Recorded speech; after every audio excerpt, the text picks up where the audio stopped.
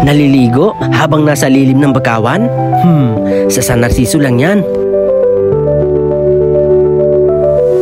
Ang San Narciso, Quezon ay isang magandang lugar para sa mga naghahanap ng beach gateway na may magandang tanawin, relaxation at adventure.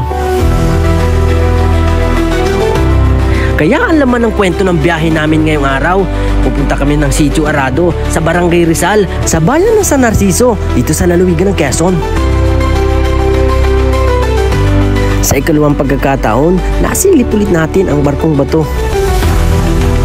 Bago kami pumunta sa aming pupuntahan, naglibot-libot muna tayo.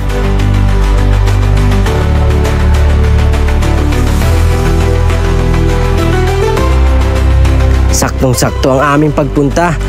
Ang oras ay pa-high tide na.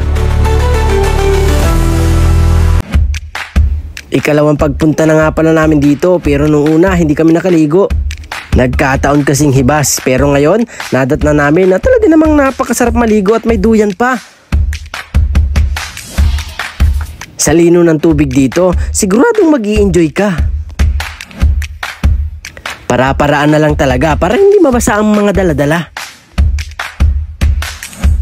Siguradong kapag nakaligo ka na dito, babalik-balikan mo pa ang lugar na to.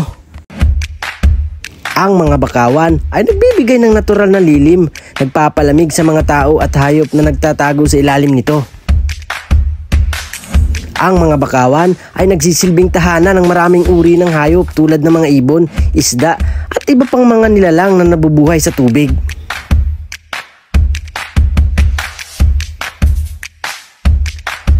Ang mga bakawan din ay nakakatulong na protektahan ang baybayin mula sa mga bagyo at erosyon.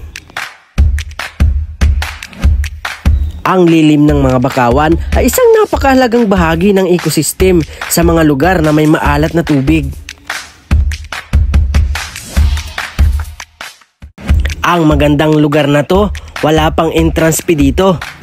Paalala lang ng may-ari, maging responsable sa mga basurang dala-dala.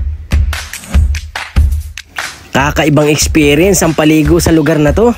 Kaya ako nagbabala kayo, siguraduhin yung high tide para ma-experience nyo ang pag-swimming sa lugar na to.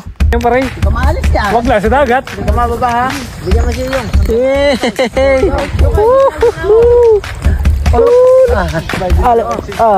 Dito guys. Hindi ka naman malaglag kahit kabitan ko doon. Huwag laglag. Talihugot tubig ka? Tubig ka. Talihugot ka. Kaya may kortan doon mo. Yes! Okay na yan. Hindi na makalaya, dinadalo mo ko bawat gabi. Isang lugar na naman ang na-unlock ng aming biyahe. Para sa marami pang kwento ng biyahe ko, pwede nyong ipalo ang page na to. Lagi kong pasasalamatan ang mga sumasama sa bawat kwento ng biyahe ko. Na naginip